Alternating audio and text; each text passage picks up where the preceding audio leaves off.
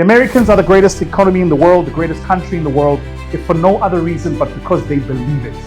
Man, I wonder what would happen to us if we believe the same. It's 2018. Amazon made $250 billion. Does anybody in this room know what the GDP of Africa is? But you will learn that with a few companies in the US who are the world's most valuable companies, the market capitalization of those companies, if you look at the top 10, is larger than the GDP of our entire continent. That doesn't make sense to me.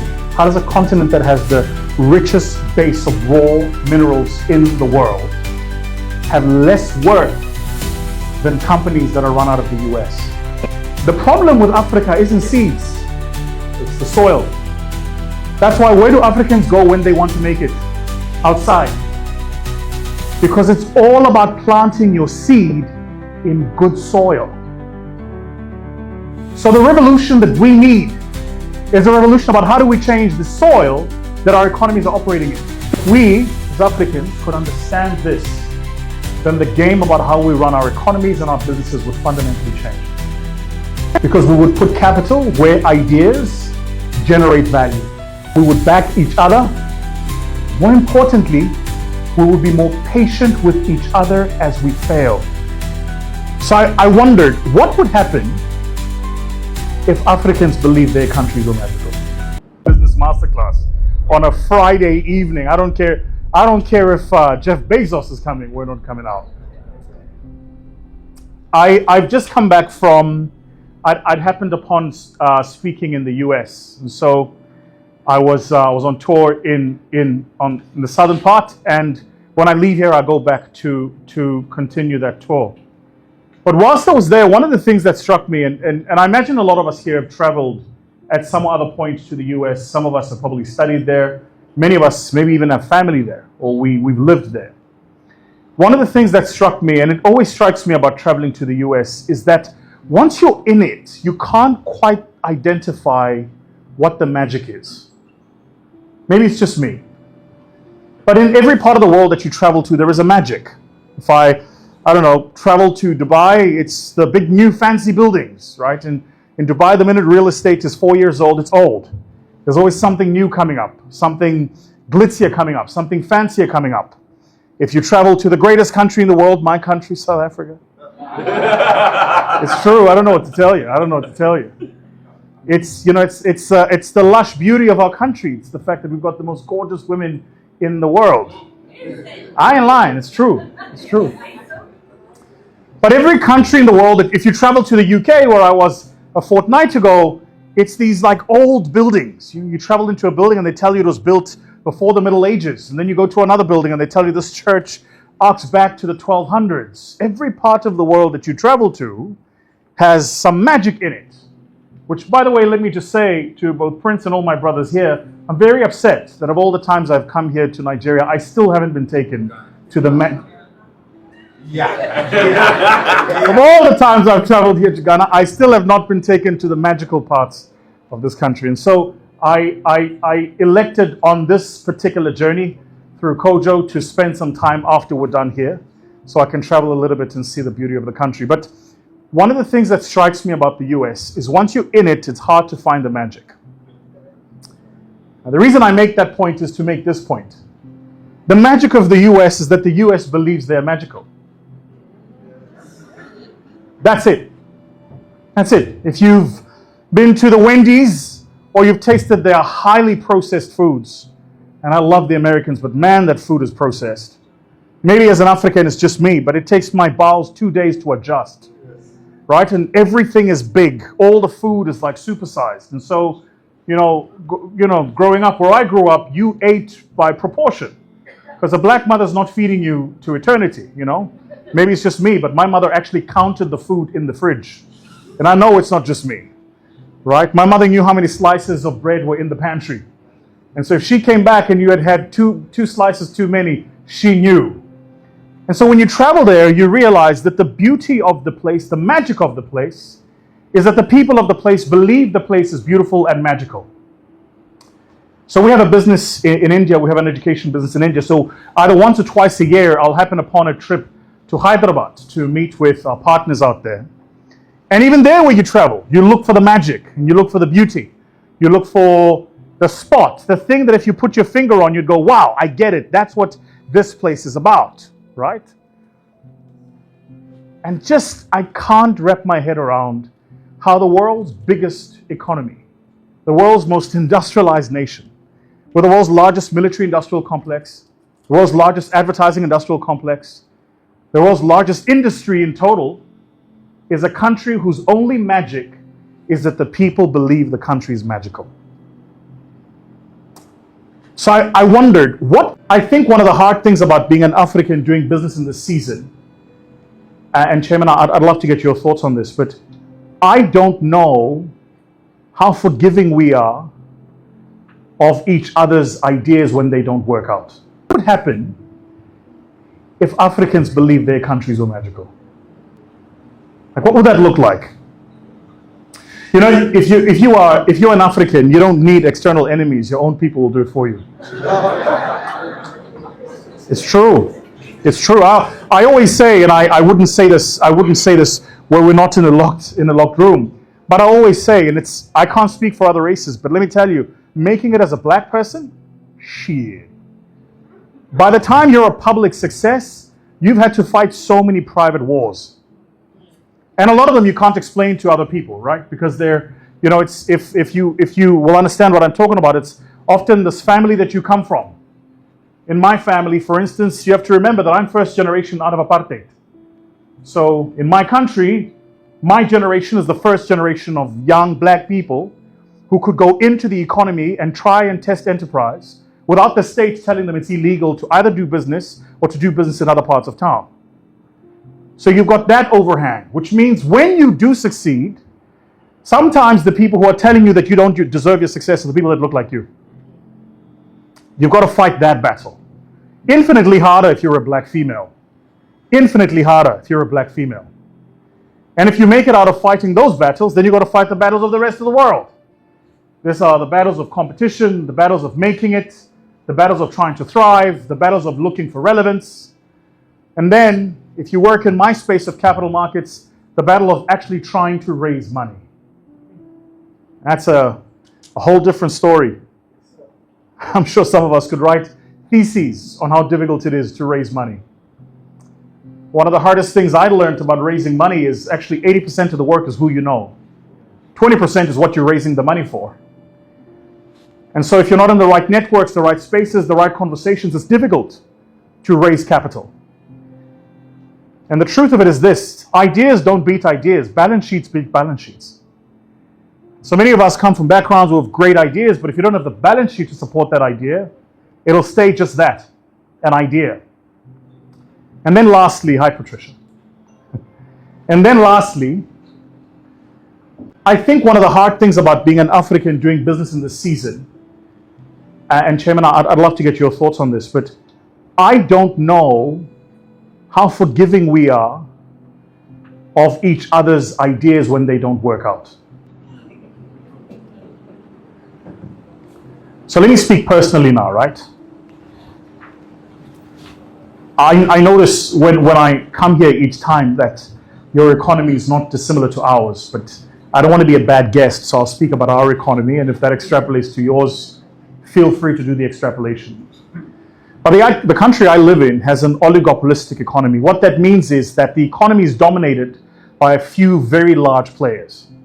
So we have 65 million citizens, 78% of them are Black African. And of those, we've got 5 large banks, 4 major clothing retailers, 7 large mines. And in every sector that I go into, I can name the large players on one hand. The consequence of this is that consumers get used to dealing with large businesses, very well advanced, with large capital, huge amounts of balance sheets, that when the consumer has to deal with something new, they don't know how to deal with the thing that's new. The problem is that if you and I are going to test ideas, you don't have to believe me, believe Johnny Ive, the man who invented the iPod. He says the very concept of something being an idea is that it is incomplete. It's an idea. And the process of completing it makes it a product. So if we're going to be testing ideas, we have to recognize that those ideas are incomplete. A lot of us don't know how to deal and how to engage in an ideas market. Because the economies we grew up in, the economies we work in, the places where we live and do business, each and every single one of those places is a place or a space where people are used to dealing with products, not ideas.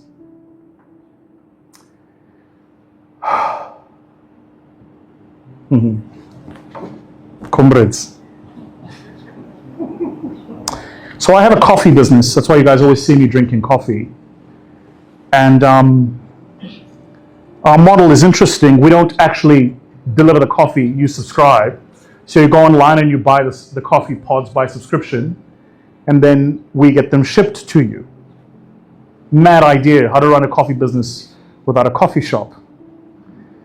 I can't wait to get to Uber numbers, where I've got 1 million or 2 million users and I have zero capital sitting in CapEx. But just testing that idea, very difficult.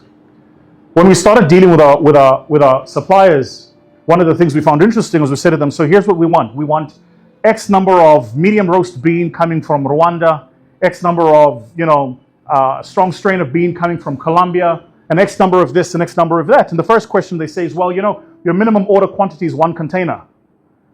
And then I would say, but I don't need a container. I need 5 beans. Just 5, put them in a packet, send them to me, and then I'll sell them. That process of disintermediating large supply with small aggregated demand across the world, that idea has taken so long to test that if we didn't have the balance sheet or the capital, we wouldn't be where we are with that idea. I've come to realize that the thing I take for granted, most people actually struggle with. I have the incredible privilege of moving in circles most people can't comprehend. And when you move in those circles, you tend to think that those are everybody's circles. Until you realize that actually you just had, I'll give you an example. On the way here, Patricia, it's a true story. On the way here, because I fly business class because I'm important. And so when you fly business class, they put you in the lounge. You remember before you had the lounge? And yeah, I'm sure you have.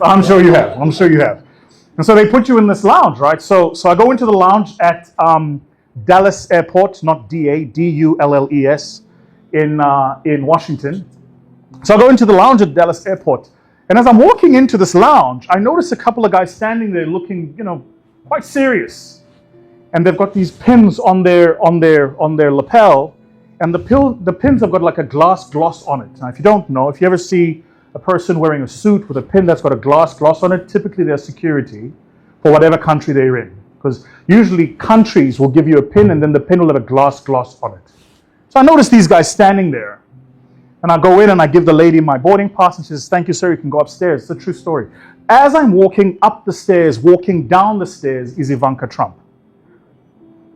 And she's with her kids and she goes, okay, you guys can go to the bathroom. I had a moment where I was like, maybe I should ask for a picture. Hi, Ivanka! and it's like, well, how do you ask for, she's got Secret Service around her. So I go up, and as I go up, I go to the place where I'm going to be sitting, and I put my stuff down, and I sit down, and comes right to sit next to me, but I mean like as far away from me as Prince is right now, Jared, her husband. And so I go, maybe I should definitely ask for a picture. I didn't ask for a picture, comrades, because, well, I'm still a black man with an ego. I was like, I'm asking you ask me, I'm asking you. Who's she anyway? A day before that, 2 days before that, I'm speaking in Atlanta.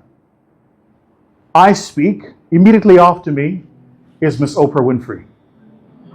Yeah, I know, me. I move with Oprah. And so I'm speaking, and I'm in the room where I'm busy prepping, and right next door is Miss Oprah.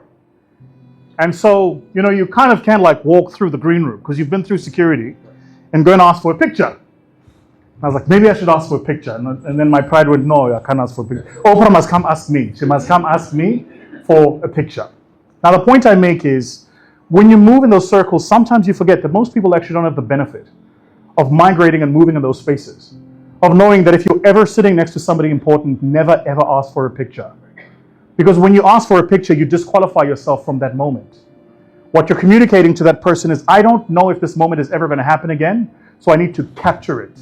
Whereas if this is your everyday, it's not worth capturing, it's your everyday. It's not dissimilar. That was good, right? Yeah, I know. And so, Chairman, I thought I would use this example because of the industry that you're in. But let me get started with this. So have a seat here, bro. I'm a finance person. That is to say, I spend my life looking at income statements and balance sheets.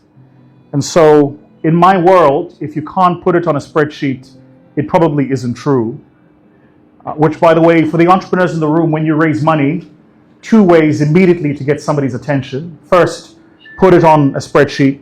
Second, always have your statistics to the 2 decimal point. 80% doesn't sound as impressive as 79.64%. When it's 79.64%, it just sounds like the number you made up actually is true, even though I just made it up. And I know this because 39.42% of you in this room know that I'm ruthlessly good looking. So here's what I'd like to do. I want to start with these 2 companies, and I'm going to ask a question of all of you. You both know these companies. You've heard of them, yes? Yes, sir. Alibaba and Amazon. Anybody here never heard of them? Hand up. Okay, great. So we all know them. And here's what I've done. I've taken the income statement of these companies, and I've broken the income statement line, the income statement by line item, top line to bottom line, over this particular year. I'll explain it in a minute. In the burnt orange is Alibaba, in the lighter orange hue is Amazon. Most people, by the way, mistake the Amazon logo for a smile. It isn't. It's an arrow from A to Z. Once you see it, you can't unsee it, right? So, what do you notice? Alibaba made $9.9 billion. This is American dollars, not Zimbabwean. $9.9 billion in this year to $1.1 billion net profit. If at the back you can't see it, but you'll have to trust me.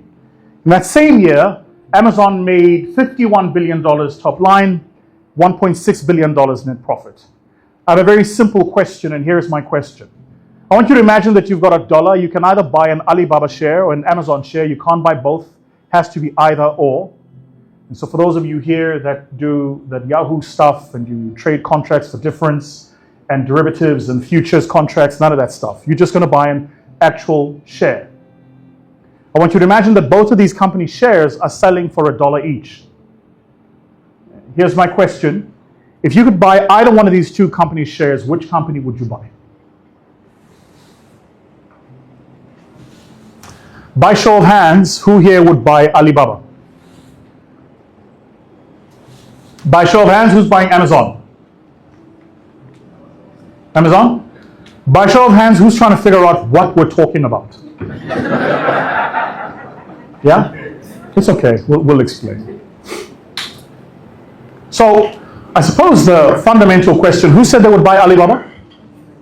Alibaba? Was that you? You want to tell us why? I couldn't see the chart well, but just it looks bigger on this side, I guess. It looks bigger on this side, right? Yeah, that's what she said to me last night. I was, no, not that one. But also that one. I'm Zulu, so also that one. It looks bigger on this side. I like that. Where are you from, by the way? You've got a strange accent. Lebanon. You're Lebanese. Good man, good man. I'm not starting a fight with you today. All right, who else here would buy Alibaba? Where the Alibaba? Yes, ma'am. Why would you buy Alibaba? I think Alibaba's market share is much larger than Amazon. All right, fair comment. Who else would buy Alibaba for a different reason? Yes, ma'am. It's more efficient in terms of the profitability. Yeah. Let me guess. You work in a corporate. No. Yes? No? What is it that you do?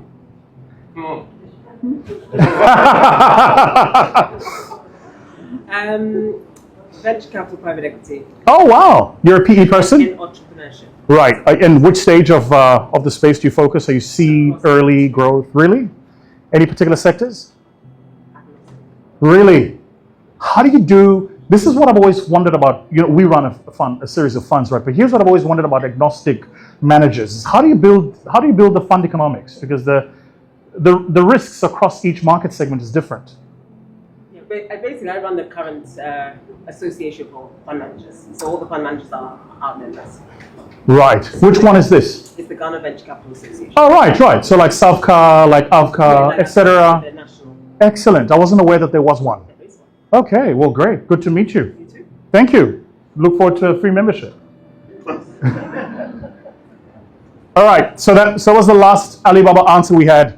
Can we get a sense who here would buy Amazon? By the way, just to highlight, I missed your name? Amma. Amma. A-double-M-A. That's my daughter's name without the double M. One M. Yeah, Amahle is my daughter's name. Isn't that a beautiful name? It means the beautiful ones. What's your full name? Amma. Just Amma? Amma Jumbo. Amma Jumbo? Does it mean anything? It means I was born on Saturday. Okay. Ghana, we have our 17. Yes, Akosua, the whole, And Amma Jumbo yes. is the double M. Okay, great. So you know your name is the same backwards, right? Okay. Did people ever tease you about that growing up, or was it? Never a thing. Okay, never a thing? Okay. Okay, great. So what Amma was saying, for those of us who've just joined us, was the following. Amma was saying she would buy Alibaba. This is important, entrepreneurs in the room, please. Because if you don't get this, the rest of our time together is wasted. She said she would buy Alibaba because of a lower revenue base. They make about, as near as makes no difference, the same net profit. That's the point she was making. Now, the reason I assumed she worked for a corporate is because, having spent time there, 10 years of my life in corporate, this is typically how you're trained to think in corporate. You're trained to think about how do you go from efficiency's top line to bottom line. Now, the reason this is important is what I'm about to say next. If you miss it, you're going to miss the rest of our time. When Europeans colonized Africa, they also colonized the way we think about business. That's a very volatile and flammable point. Let me make the point clearer. If you look at how we manage our businesses, scale our businesses, fund our businesses, and create shareholder value, that model mirrors the European model.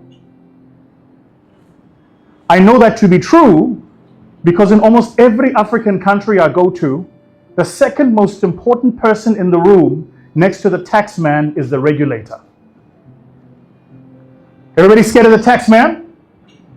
Next to that, the regulator. That should tell you where the power base sits. In the US, everybody's scared of the tax man, next to that, the innovator.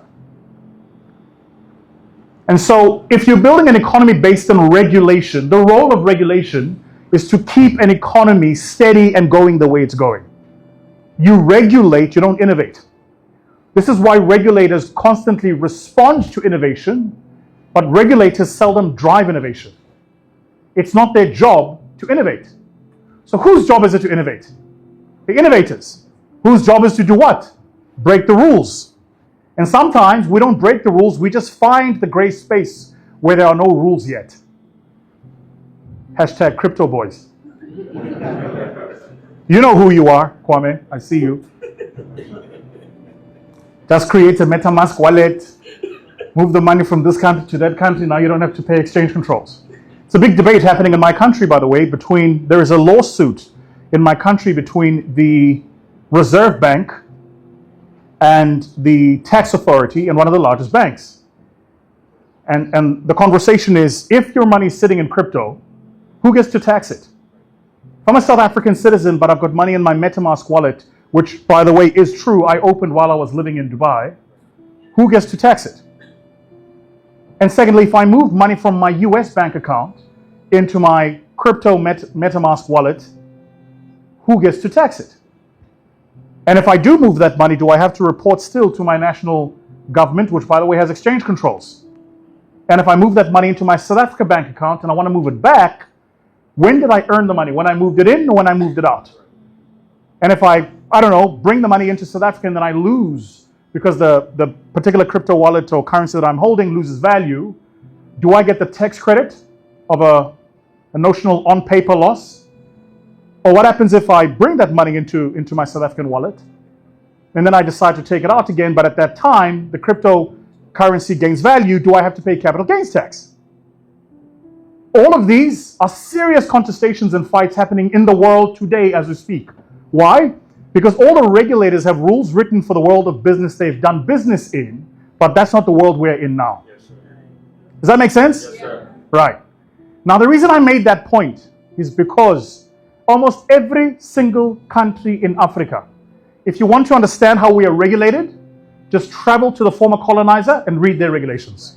I guarantee you this. If I understand the regulatory framework here, all I've got to do, sorry guys, that was me. If I want to understand the regulatory framework here, I'm going to go back. If I want to understand the regulatory framework here, all I've got to do is travel to understand what the British have done. That's it. If I want to understand the regulatory framework in much of former French colonies, I hate the term francophone. I find it such a diminutive term. Like you've reduced an entire people, their cultures, their language to the fact that they were once colonized by a particular country. I think it's distasteful at the least, but certainly just robs them of their humanity. But if I want to understand those people, travel to French and have a look. In fact, in some of those countries, their currencies are still regulated outside of their own countries. Does this make sense? Okay, I promise you this is important. And it's important because if you're going to build a business, scale, and operate in these markets, if you don't understand the history and the power base, you'll completely miss the opportunity for innovation in these spaces. Innovation in these spaces. Amma can tell us better than most of us in this room that if you want to get a large fund, anything beyond $10 million, to anchor it with high net worth individual capital in the continent is very difficult. You're probably better anchoring it using some of the DFI capital, which actually comes most from Europe, especially since Donald decided that he wants to take his money back. I find Donald a fascinating guy. Don't you find him fascinating? Why don't you thinking? I know exactly what you're thinking. But I do. I genuinely find him a fascinating case study. All right. So let's get a sense now, who would buy Amazon? Where are the Amazon guys? Where are my Amazon people? Yes, you'd buy Amazon? Yeah, but actually look at the values you had in the screen. I actually look at the values of the screen. Hello. Yeah. So actually look at the values of the screen just based on I'm a tech guy. Go over. This is basically an experience like 5 days ago. Yes. It took me probably an hour to set up an account on Alibaba. Yes. And it took me Right. Maybe just raise your voice a little bit. Yeah? Okay, so the fact is, it took me, like I said, 25 minutes to get to Alibaba. It took over an hour to get to Alibaba. So the other thing is, I see Amazon has lots of innovation. Yeah, to cloud. There's a lot coming up. So, my opinion, I feel Alibaba is just a copy and paste. Don't be offended by my comment. No, please. It's your comment. Your comment is incorrect, but it is your comment. No, and by the way, there's a reason why he feels that way. It's a separate sidebar conversation. Be very careful of making value judgments without, maybe let me say it this way. One of the ways to know if your opinion is correct is to ask yourself, can you audibly identify the voice of the other person? Let me explain. Does anybody here know what Donald Trump sounds like? Yes? Yeah. If I put up a statement and I said, say that like Trump, would you be able to mimic him? Right. Who here knows what Xi Jinping sounds like? Yeah. So what that means is that whereas you think you know about China, you actually don't. Because you don't spend enough time listening. This is important. It means your opinion is formed by what you hear and what you read. Which is to say your opinion, based on what you know, isn't incorrect. It's just not factual. It's just not true. So to your point, you're correct about what you're saying. Try and experience the other side. Go over to the other side and think about, can I identify what these people actually sound like? Do I know, when I make a value judgment about that person or that company or that economy, do I even understand how they're functioning? Okay, great. All right, so in the summary, what I'm saying is that, if I have to... No, I got that. You're talking about user experience. Yeah, so if Got I it. have to deploy an application, and it only takes me 25 minutes to get an app on Amazon. Good man. I was using it. Good man. Yeah, why would I want to waste 2 hours trying to get the same app on Amazon? Believe me, spoken and heard. But you know that let's test that thesis, and here's why I think he's wrong. Have you ever launched an app on Android? Yeah. Have you ever launched an app on Apple?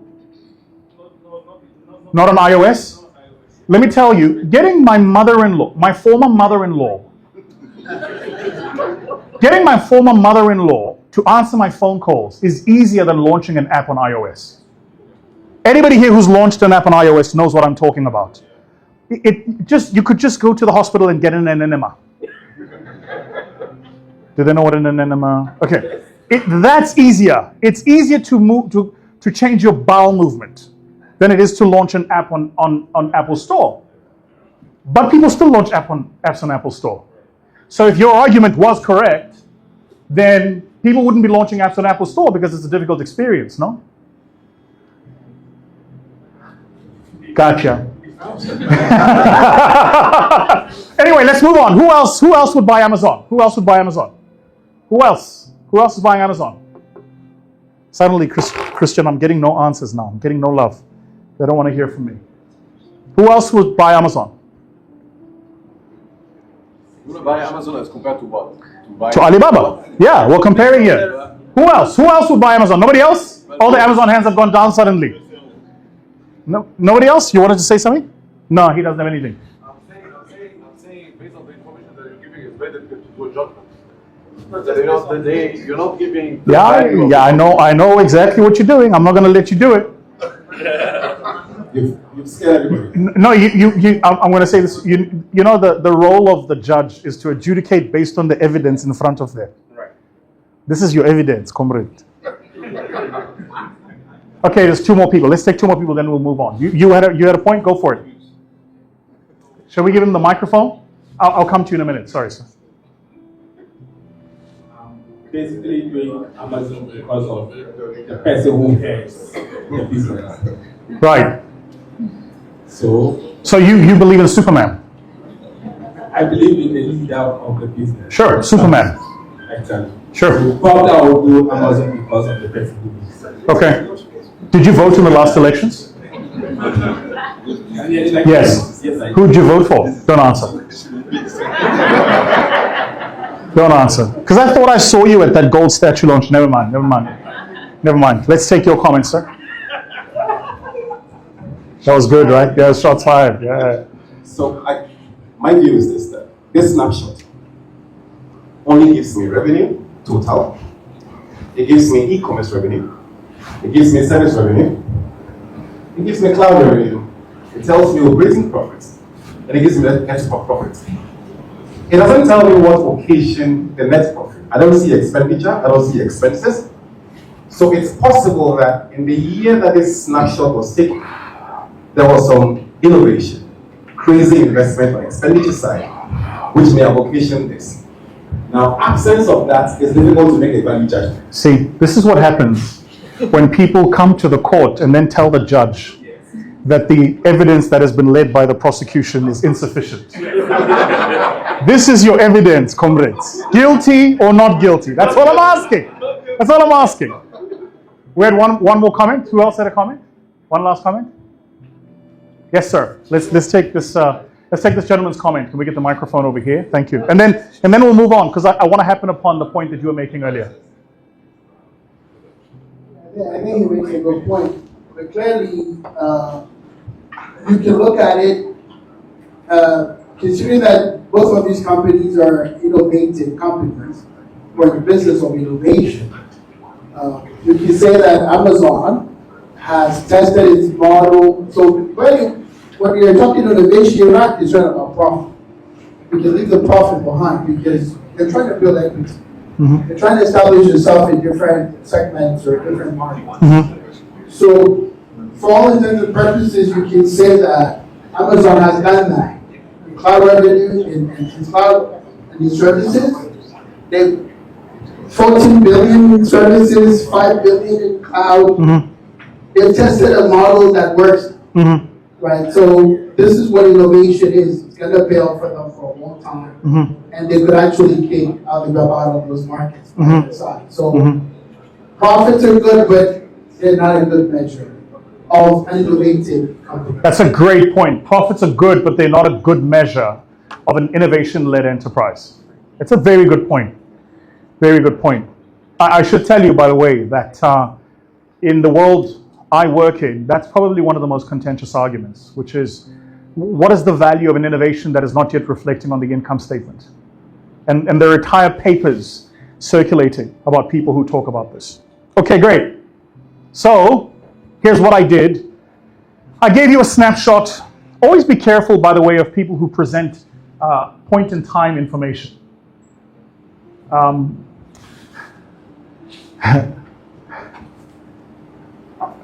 Any of the entrepreneurs in this room raising capital right now? Any of you raising capital right now? Busy with a pitch deck, you're raising capital? So here's what you always want to do. What you want to do is you want to present a point in time that makes your point. Okay. I know that sounds like a silly point, but it's actually a very important point to make. All economies are cyclical. All economies are cyclical. So what you want to do is you always want to present data at the top of the cycle. Does that make sense? If you're lucky, the person to whom you're presenting that data won't ask you for either ends of that point in time, which is the point he was making, in part. So I've given a point in time. The real question is, what happened before this? And what happened after this? Yes? Make sense? So I do this often when I'm trying to fool my mom, Prince. I do this. I'll give her like a point in time data, you know? And then my mother is smart enough to ask me, but what happened before that? Because she's learned how her son works, right? So this happened the other day. So the other day, I'm gone out to do some shopping, and I come back home, and I happen upon a phone call with my mother, and we're talking. I'm like, Ma, I was just at the Woolworths, and Ma, let me tell you, this gorgeous girl walks up to me, legs longer than my thighs, Ma. She walks up to me, she says hello, she looks at me, she smiles, you know, and I'm like, Ma, I still got it. That's what I was saying to my mother. And of course, my mother said, what happened before that? Because she knows her son well enough to know that I probably looked at her, I smiled, I winked a little bit, and then I did the universal black hello. You know that's true, right? Anywhere in the world you go, if you see a black person and do this, they get it. They get it. So, point in time, let's have a look at a trend line. Now look what I've done here. I've done revenue to net income, so top line to bottom line, from the year Amazon was founded in 1997 to the year 2018. The point in time data, where's the point in time lady I was chatting to? You. The point in time data point that I was talking about is here. Over there. So what's the point I'm making? If you chose not to buy Amazon, then you would have missed out on all of this upside potential. Do you get it? So watch. In the first 10 years of Amazon's existence, it barely makes any profit. It writes unbelievable amounts of losses. But still, it's worth a couple of $1 billion. This is that American thing I was telling you guys about.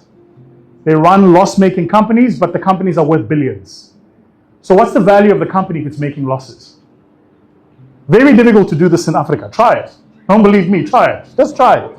Just try. Try to your shareholders and be like, I'm making losses, but we're worth $1 billion. Ain't gonna work here. Here people want money. Yeah, chop money, that's where we are. Then you watch what happens over the next 10 years. That year is 2018. Amazon made $250 billion. I know. $250 billion. $250 billion. $250 billion. $250 billion. $250 billion. $250 billion. Does anybody in this room know what the GDP of Africa is? I will leave you to go and find out. But you will learn that with a few companies in the US who are the world's most valuable companies, the market capitalization of those companies, if you look at the top 10, is larger than the GDP of our entire continent. That doesn't make sense to me. How does a continent that has the richest base of raw minerals in the world have less worth than companies that are run out of the US? unless we are valuing the wrong thing. So the number here is $232 billion. That was 2018. Chairman, between 2018 and now, that number has doubled. Said a different way, in their first 5 years, 1997 to 2002, they barely got off the mark. 5 years. In the last 5 years, they went from a quarter trillion to half a trillion. Same 5 years, different levels of momentum. So, here's the reason I'm sharing this. I have a theory. Here's my theory. My theory is that if we, as Africans, could understand this, then the game about how we run our economies and our businesses would fundamentally change. Fundamentally change. Because we would put capital where ideas generate value. We would back each other. More importantly, we would be more patient with each other as we fail. Because let me tell you what would happen if Jeff Bezos was living in Accra. Let me tell you what would happen if Jeff Bezos was living in Kumasi. In this first 10 years, he would have gone bankrupt. You guys would have written articles about him on Tech Cabal. You would have laughed at him. You would have called him a scammer. You would have called him a fraud. And then you would have said he's a good for nothing. Same seed, different soil. The problem with Africa isn't seeds. It's the soil. That's why, where do Africans go when they want to make it? Outside. Because it's all about planting your seed in good soil. So the revolution that we need is a revolution about how do we change the soil that our economies are operating in. Here's why I can't understand this. We get it in everything else. Look at our arts, look at our culture, look at our music, look at our movies. 15 years ago, the world was laughing at Nigerian movies, but they kept going, and then the world caught on. South Africans come up with a brand of music called the piano. The world laughed. It kept going, and then the world caught. What have you guys done, by the way, just in case? Recently, what have you contributed? Apart from Jollof, I'm just asking. No, I'm not fighting, I'm asking. Me personally. I'm not getting involved in the Jollof wars, by the way. I'm trying to leave here alive. So the real revolution we need, everybody.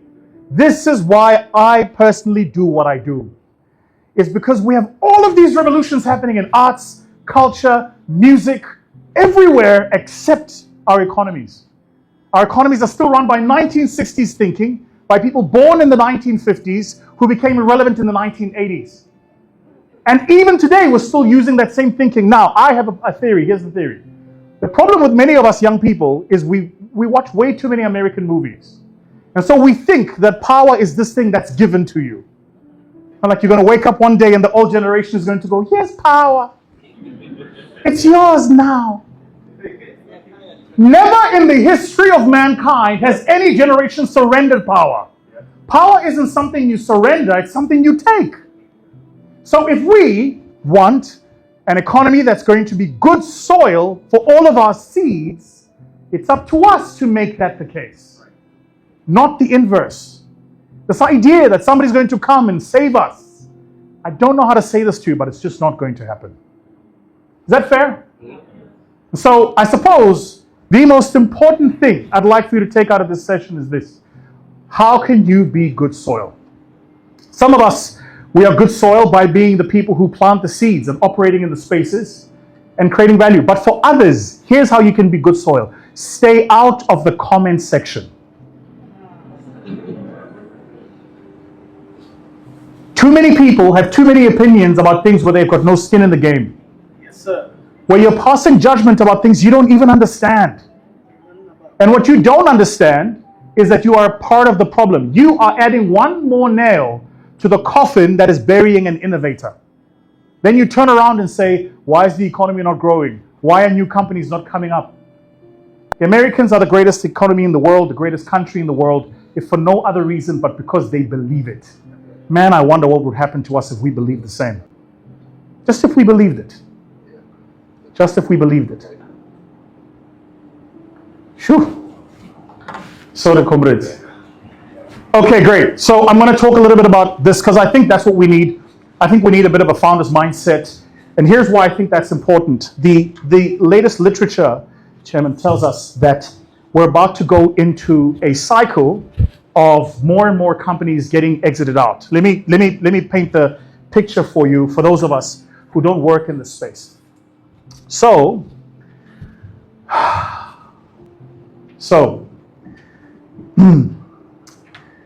there are two fundamental ways that you can build a business. You can have a business. You can either buy it or build it. I tried the build it thing. I did it fairly well. Tried the buy it thing. I do that really well. So any advice, anyone in this room?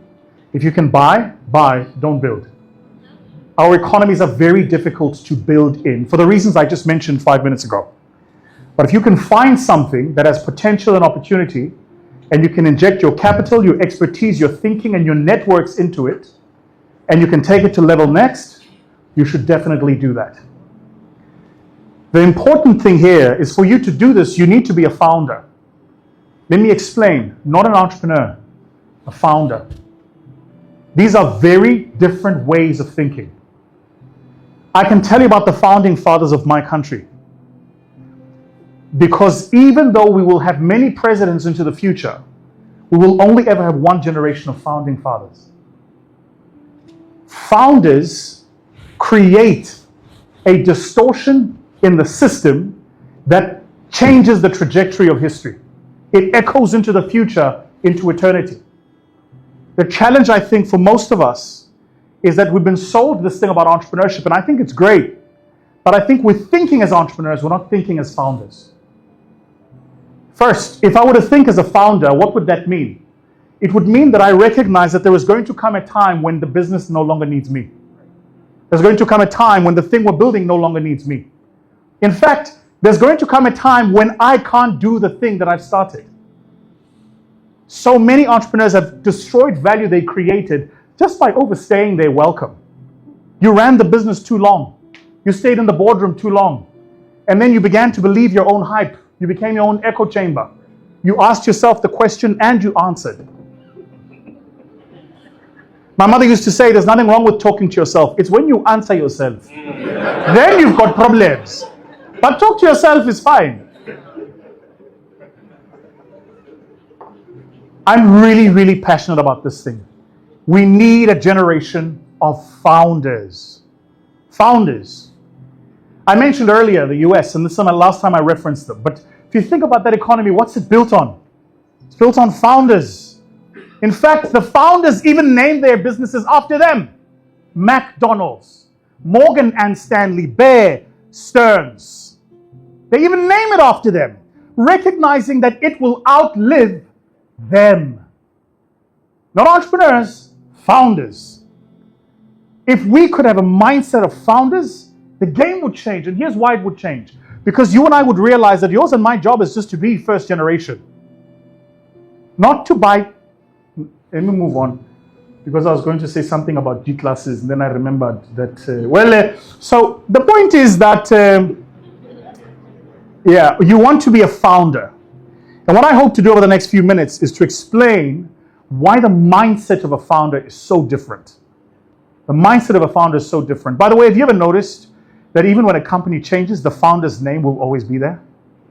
And some founders, so you'll be at a thing and you'll meet a person and they'll say, I'm founder and CEO, or co-founder and CEO. It means they recognize that there is a difference in spirit between the person who founds the thing and the person who builds the thing. One of the things that changed for me personally was when I realized I am a fantastic founder, not such a great CEO. I can do it if I need to, but I probably shouldn't. Just my resolve isn't built around being the CEO. I can do it. I've got the MBA, I've got the training for it. But I'm really, really good when I'm at the founding element of what I do. Think about new markets, new ideas, building, leveraging relationships, scaling to next level. I am magical in that space. Put me in a room with people who need to be convinced and to sell them on a new idea, get them to back us. I am second to nobody. Ask me to manage timesheets, meh. Was the report submitted on time? Maybe, I don't know also. But bring me into a space where people have lost faith and confidence and they need to be sold again and to believe again and to ideate again. Man, I am magical. I am Clark Kent to Superman. Recognizing that has liberated me because it means I have begun to surround myself with CEO like-minded people. The reason that's important is to surround yourself with CEO like-minded people. You need to let go of your own demons. There's an entire masterclass around letting go of your own demons. Some of us, nothing is holding you back but just you. It's incredibly difficult to work with people who are better than you and not be threatened. In fact, go, you're so good, I'm going to give you more opportunities, more responsibilities. Let you shine. Incredibly, incredibly difficult. So we're going to talk a little bit about this founder's mindset, and then we're going to... So here's why this is important. This is, you don't have to believe me, PitchBook says that we're about to go through another era of more and more money being spent by private equity firms in particular, not exclusively, being spent by private equity firms on buying founder-led businesses. Why is this the case? Because if you're in private equity, sitting on capital is expensive, right? You raise capital and people give it to you, they allocate it on balance sheet. And so the reason they allocate it on balance sheet is because you've got to deploy it. And if capital sits undeployed, it has a cost to that capital but isn't earning a return.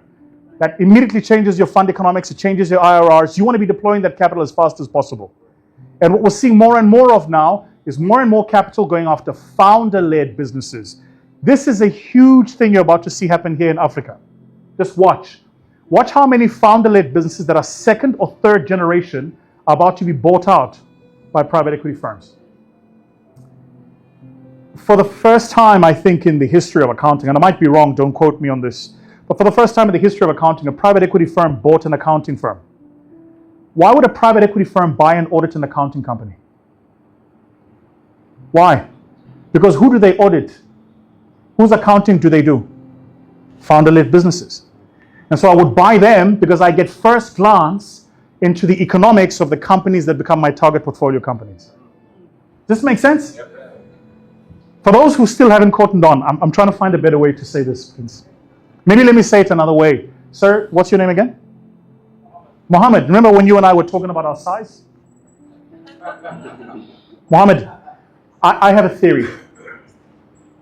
Every single entrepreneur, founder, business owner has one responsibility. Get bigger. That's it. How much bigger? More. How much more money? More. No matter how big you are now, get bigger. Get bigger. So in South Africa, I often get attacked for saying this because people then say I'm just a ruthless capitalist. I say I'm not, I'm a realist. You remember when we had COVID? Did you guys have lockdown here? Yep. How long was your lockdown? 3 months. 3 months? 3 months. We had a lockdown well over a year, I want to say. It was 1.5 years. It was absolutely horrendous. And so here's what I said to my CEO at the time. I said, you know, before lockdown, something strange happened. The government called a meeting with all the labor unions. Then they called a meeting with all the CEOs of big companies. Then they called a meeting with all the heads of government departments. Do you know who they didn't call a meeting with? Entrepreneurs and business owners. Why? Because you don't count. The one way to count is to get big. Really, really big. When you came up here and you were talking about this company we're gathered in today, you told a story about how something went from small to big. You have a responsibility if you're in business. Get bigger. Unashamedly big. So much bigger that people think you're greedy. And then you know what you do after that? You get even bigger. Because all the things you want to do are on the other side of the resources you need to get. It's great to change the world. It's better to do it with your own money. And so I'm at the stage where I don't want to ask for money. I want to go into my bank account and ask me. Me, do we want to do this? Yes, we do. Okay, me, let's do it. So I'm going to show you guys very quickly. Excuse my graphs. I told you I'm a finance person, so please forgive me. Here's what I did. Amma, you're going to find this really cool. I knew you'd be here, so I put graphs there. So here's what I did. I looked at the number of mergers and acquisitions in the world between the year I was born, 1985, and the year of our Lord, 2024. Any of you here who study statistics should immediately be looking at the trend line that's popping up. And I wonder if you see it. Watch what happens. Between 1985 and the year 1999, 2000, 2001, we have that first peak. Then a surreptitious drop.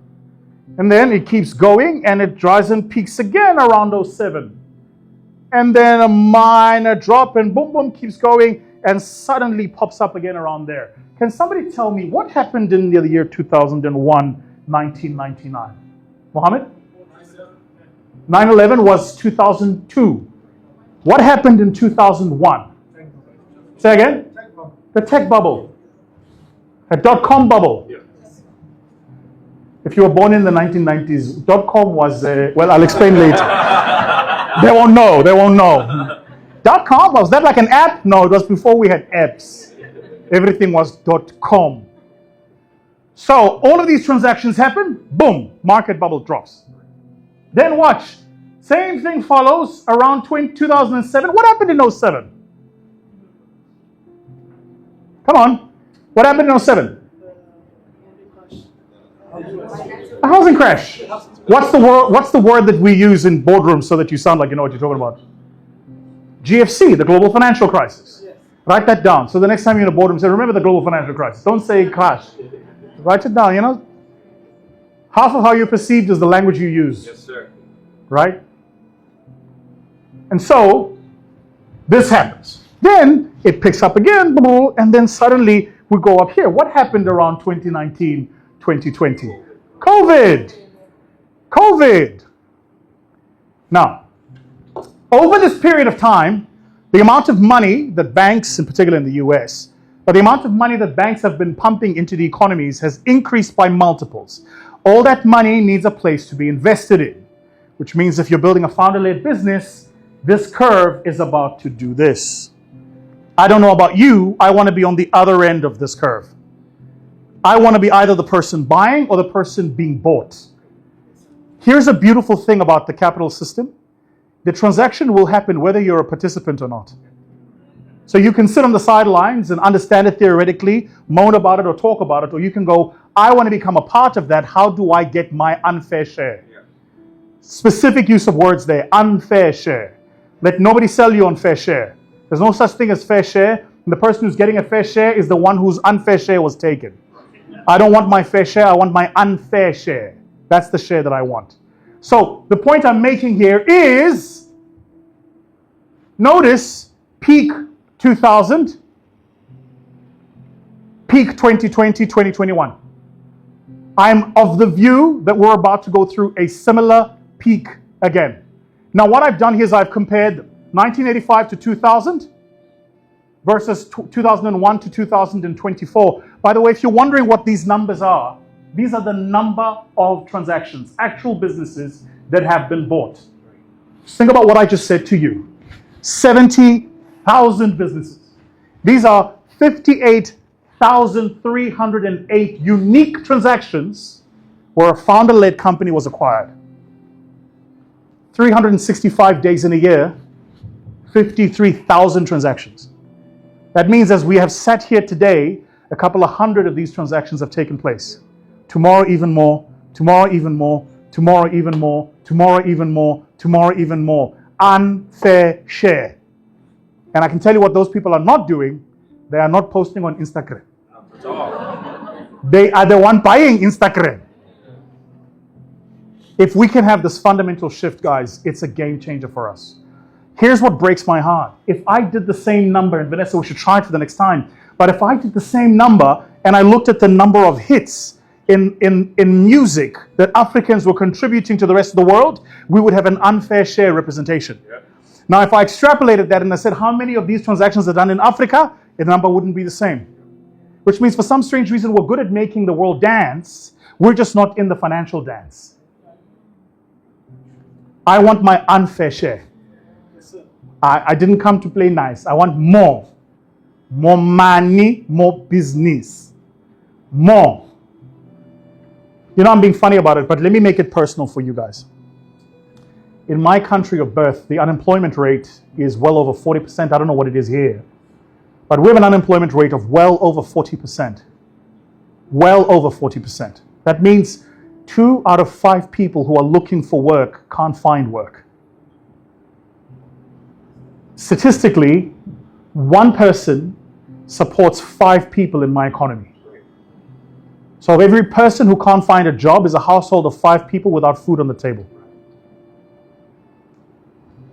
Our problems are so big, we can't afford small thinking. We cannot afford small thinking. We need I almost feel like we need a continental dialogue to shift the mindset and thinking, in particular of young people. You're thinking too small. You're thinking way too small. How do we think bigger? How do we do more? Okay, great. I'm gonna move on. So a few things about how do we do this. Here's where I first want to start.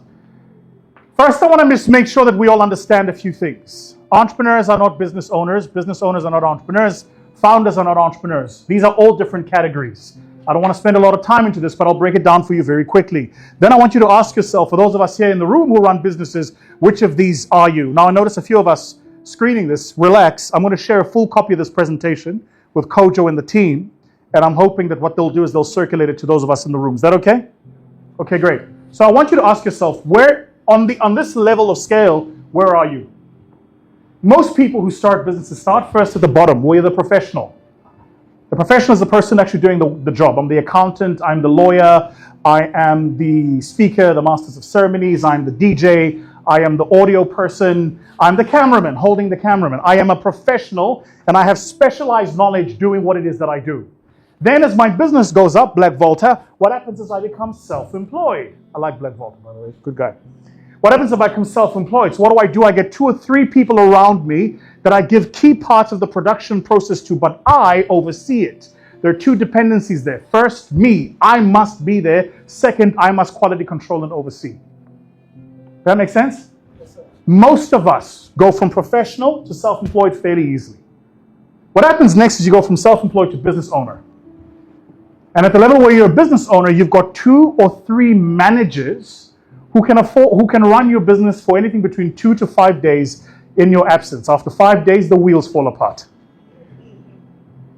Any of you here who've ever run like a business that has branches or something like this, you'll know what I'm talking about. If you take more than a week's worth of leave, people don't arrive at the branch at 7:30, then it becomes 9 a.m., then it becomes 8:30, then they take what's supposed to be a 30-minute lunch, becomes an hour lunch, all of these things, right? And so my fascination when we first started doing this work was, how did McDonald's become McDonald's? Well, no matter who the manager of the McDonald's branch is, it opens at the same time, closes at the same time, sells the same fries, the same burgers, the same colas, and everywhere in the world I go, it's exactly the same experience. Those people aren't celestial. They didn't come from another planet. They're not unicorns. They're human beings. They just figured something out that I didn't know yet. The reason this was personal for me, was because I come from a family of business owners who never made it past this level. My own grandfather started businesses during the heat of apartheid. His name was David. He used to call himself the king, and indeed he was. He was as big as his personality and his name suggests. Everybody loved my grandfather. And in the heat of apartheid, he opened up more than 1 shop, and he was running these shops. He also had a speakeasy. You guys know what a speakeasy is, right? He had a speakeasy, so every single Friday, people came over to my grandfather's house. He was serving alcohol. He didn't have the license to do it, but you know, he was a Thembekwayo. We do what we do. The Thembekwayo monicum is do first, ask for permission later. And so he was running a speakeasy. So I vividly remember being at my granddad's house, and on like a Friday, at anything past 6 in the evening, it was just the best time of your life. The best music, booze all over the place, old people, young people. And you know, black people with alcohol and music can only be a good time. Right? And you know the face, I don't know, you guys know the face black people all pull when they're dancing. And I was like, doesn't matter where in the world you go, if you see a black person dance, we all have that same face. It looks like we're upset, but we're just in the music. Right? Because the music is in the soul for us. Like, we don't hear music here, we hear it here. You guys know what I'm talking about, right? Like, music for us is in the gut, right? So if you see a black person like, oh, he's in the music, he's getting it. So the point I make is my grandfather dies, his businesses die. His businesses die. And then I watched the same thing happen over and over again with his generation. And what I realized was They could either get to a particular level, but they could never go above it. Level above being business owner is where you're an entrepreneur. What does an entrepreneur do? You run a business, you establish a business, you scale a business, and then what you do is you let the business become you. Ego begins to set in here. So when we started our venture firm, my chairman in the firm was probably South Africa's most prolific black entrepreneur. His name is Ntate Maponya. And to give you guys context, during apartheid, when black people weren't allowed to run businesses in certain parts of town and weren't allowed to own land in certain parts of town, he found a way to run businesses there and own land there. He passed at 99. This is a true story. Was it 99, 97, one of the two. The week he passes, on the Thursday. On the Monday, he phones me in the morning. He's in hospital, he's ill. He rings me and he says, I haven't seen this month's management accounts yet. When are you sending them? He was the chairman of my firm. And I asked him to be the chairman because of what he symbolized. And I couldn't in my mind get over that. He was a billionaire without question. We know this to be true because when he passed away, as they had to break his estate, there were some ructions in the family and some of his wealth got disclosed. A billionaire without question. And even then, he's ringing me a few days before the Lord calls him home and asks me, where are my management accounts? When I was younger, I thought he just loved his work. And he did. But if he would forgive me for making this point, I think that he became an entrepreneur and not a founder. And I think what happened is the work became the meaning for his life. And so he needed it. Absent of it, something was missing. That's why many entrepreneurs build the business, then the business becomes their prison. It's a fantastic prison. It's like a golden cage. It's still a cage. Yep. Because if either they die or the business dies, it feels the same for them. Right. I don't know how many of us here, but I have suffered a business failure. You'll know what I'm about to say is true. Have you ever suffered a business failure and it felt like a family member died? Because you had attached a part of your identity to the business? Yep. Has that ever happened to anybody? Yep. Yes, this is infinitely worse if you suffer a business failure and you're a public person, or if the business was known by the public, because then people make you the business. The level above this is the founder level. Man, if we can build founders, the game changes. So what does the founder do? The first thing the founder understands is that they are first generation. First generation. That means their role is to build for the next generation, not to build for themselves. Build for the next generation, not themselves. The second thing the founder does, and they do this ruthlessly, success without a successor is failure. So successes who are founders work around the clock to build successors to take over from them. The third thing a founder does is they build safeguards for the business's sustainability. Safeguards for the business's sustainability. So I'm cognizant of our time, and I don't see Kojo. He'll let me know when he wants me to stop and we can do a Q&A. Okay, great. So how do they build these safeguards? These five very simple things. The first thing about a founder is the founder is the one who plants. If you're the founder, you're the one planting. The second thing is the founder is the one who builds. Third is the one who scales. The fourth is where I want to spend a little bit of time. The founder is the one who stewards. Stewards. I love that word. Steward. Don't you love that word? Steward. Like, it's such a powerful word. So think about it this way, right? A company will invest millions to build a ship. Millions of dollars to build a ship. And it'll take years before that ship is ready to sail. And then they will take the whole ship and give it to one person, the captain. And they will trust him with all of that investment. And they will say, steward it to the next port. Stewardship. Being a good steward is the reason why most of us don't understand why the promotions we have prayed for haven't come. Because we are good followers, we're not good stewards. Now, you can be a good follower. Yes, sir. Yes, ma'am.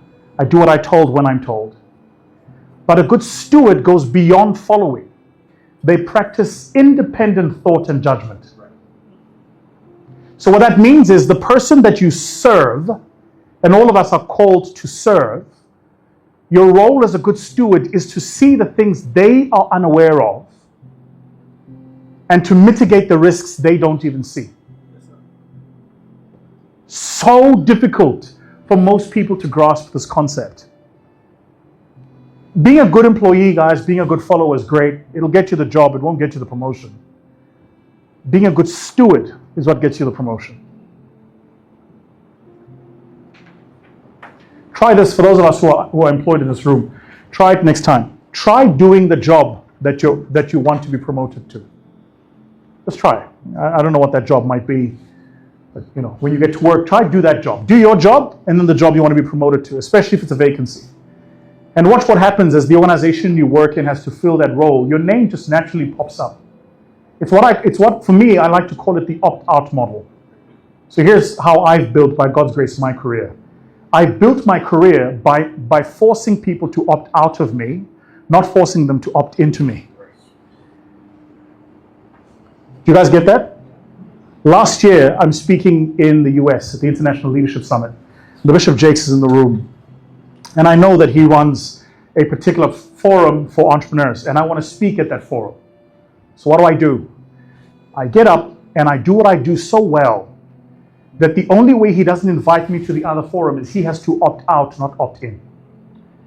But in addition to this, I then communicate to his people, I will be here, I will do whatever it takes to make sure that I'm in this room. I force him to opt out rather than him to opt in.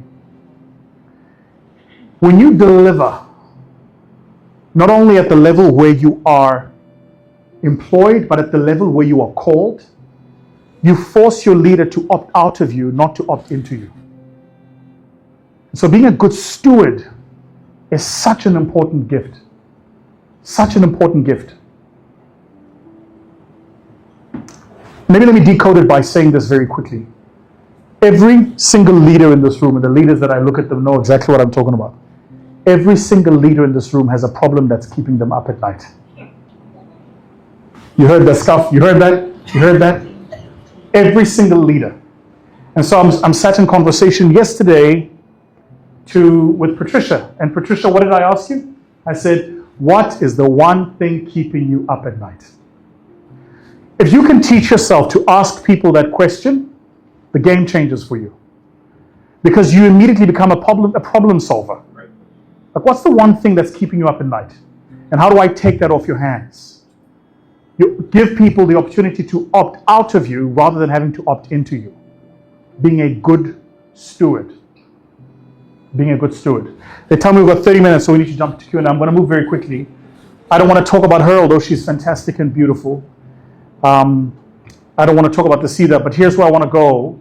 So entrepreneurs in this room, there are a few of you, when you heard that I was on the way here, I saw on some of the questions that were asked on our social media, we're talking about, how do I build a business? How do I build a business model? How do I scale a business? We do a lot of work on this in the School of Scale. I don't have a lot of time to get into it, but if you're in this room and you're thinking about how do you build or scale your business, there's actually really 7 things you've got to do. And I put them on this business model map very quickly.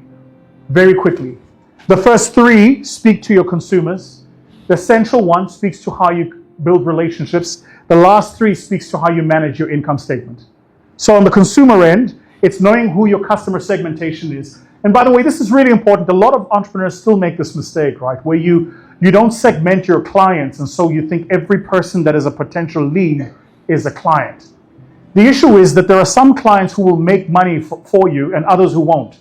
One of the things I've learned is typically the larger the customer base, the less money I'm making. Ain't that the truth? The larger the customer base, the less money I'm making. And so what I've learned is it's easier to sell expensive solutions to wealthy people than it is to sell cheap solutions to people who are, well, not wealthy. Also, to be honest, wealthy people don't complain.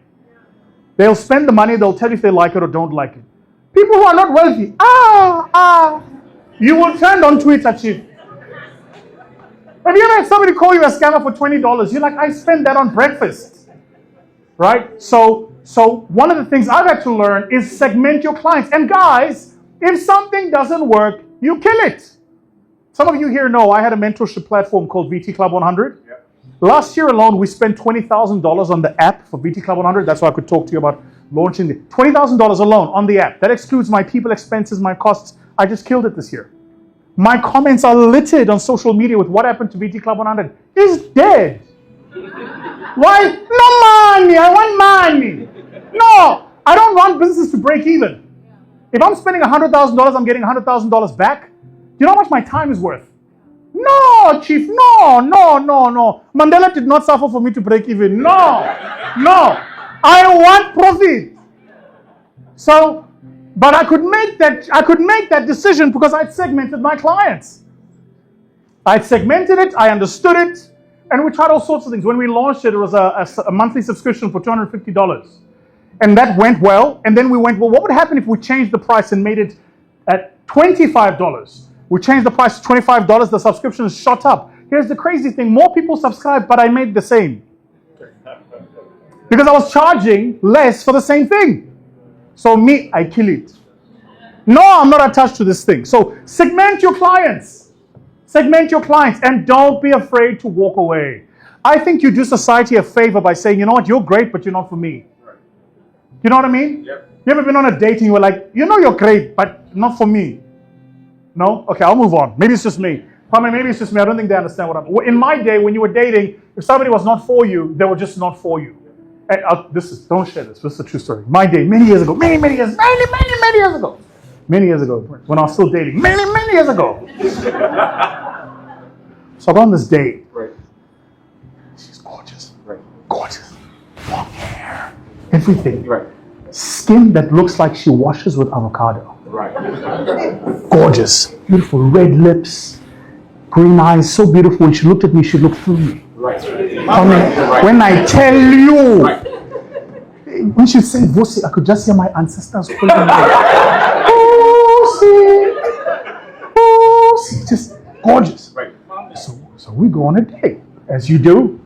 And I'm sitting, they bring the starters, and then the starters come. And I ordered snails. Right. And she ordered something, I don't know what it was, but it came in like a pot thing. It had a bit of a crust in it. And God loves us. So, Prince, I'm eating my snails, nice snails, And she orders this thing that she orders, and then she's eating it. And then once we're done, I order the main.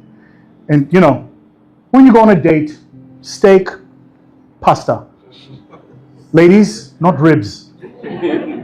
And definitely not chicken wings. If it's going to need your hands, it's not for the first date. That date, first date, we can try yams, plantain. Not for the first date. So, Prince, she orders oysters. No, me, I know oysters. I've eaten them. So she orders these oysters. And then proceeds to start a fight with the shell of the oyster. She doesn't understand the shell is not edible. Now this human being is cutting through the shell. I ended the date very nice. No, very nice. I let her know, you are fine, but you're not for me. And I give you permission to walk away. You're fine, but you're not for me. Yes, sir. The next thing about every client is to know what your value proposition is. I am fascinated by how many of us don't even understand what your client value proposition is. For every client segment is a specific value proposition. For every single client segment. Which means you can't have a single value proposition and have 5 client segments. Because then you're not going to price discriminate. For those of us in the room who are much more developed in business, that sounds a bit like, well, of course, you'd be fascinated how many people in this room are going, wow, I wasn't aware of this. The level above, and then next above that is to know what distribution channels. So this is really important. This is important. Products don't compete with products. This is important. Products do not compete with products. Value chains compete with value chains. So when you're building a business, what you're trying to do is to build a value chain. The product is a part of it. Here's how I know this is true. Anytime an entrepreneur comes to pitch us, Amma, and this is a first-time entrepreneur, you know how I can tell? They spend 90% of the meeting telling me how fantastic their product is. My product is so good. It's so great. It's so much better than everybody else's product out there. Today, you used a soap to wash, a toothbrush to brush your teeth, the toothpaste on which you put on that brush. You put on clothes that you're wearing as we speak, probably perfume, I think and hope, and you made your way here. And across each of those decisions, whatever product you bought to do that thing wasn't the best product. It was the one that was most easily available. You didn't buy the toothpaste you bought because it's the best. You know how I know? Because you don't know what other toothpastes are there. You bought it because it's the one that's on the shops. When you're an entrepreneur and you get this, the game changes. Spend less time making your product better and more time making it easy for the customer to get the product in their hands. Value chains compete with value chains. Products don't compete with products. You ever been to a restaurant and they serve you a meal and they tell you it's the best in town and your mother's cook is better? Yes, because your mom's better cook. She just doesn't have the value chain to deliver it on scale. Right. Hey, Coach, are you good? So the point is, make sure you get the distribution channels right. So many entrepreneurs get this wrong. If you can't get that product in the hands of your consumer, you might as well not have it.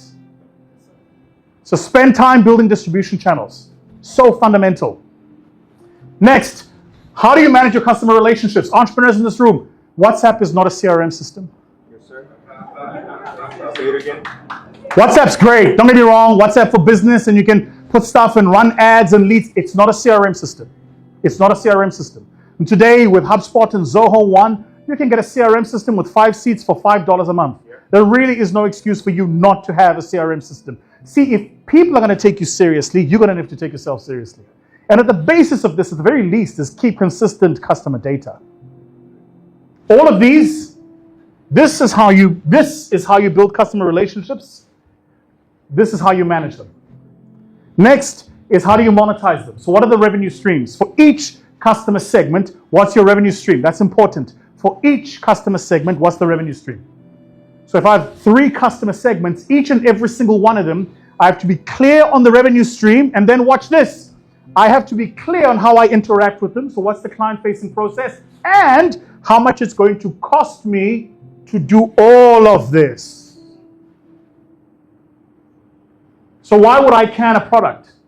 Because once I'd done this analysis, I recognized that the cost for the technology, the distribution, to deliver on the value proposition for that client segment, the cost was higher than the revenue line. Not worth my time. Now it's a scientific decision. It's not a personal decision. Decision is made. Move on. Next. Does this make sense? Yes. So I have a friend of mine back home who runs a podcast. He actually does really, really well. He's running an incredibly great podcast. In fact, he's got like a whole network now. He's got like 4 or 5 podcasts. Well, the one podcast I think he's got like 250,000 subs. He doesn't do Vusi numbers, but he's okay. And so I'm having this conversation with him, right? And I go, so tell me a bit about like what you're doing and what your platform is and and he's telling me, so we're building this thing, we're scaling it. He says, we actually want to build a media house. So we're starting out with a network of podcasts. From the network of podcasts, we build a community. And from that community, we build a database. And from that database, we can sell other media products. So we might want to get into digital advertising. We might want to get into print media, et cetera, et cetera. I said, man, fantastic. I said, so how many subscribers do you have across each of your channels? He says, in total, just over 1.6 million on YouTube alone. In total of each of the channels, together, 1.6 million subscribers. I go, fantastic. So I said, so how are you monetizing your database of 1.6 million followers?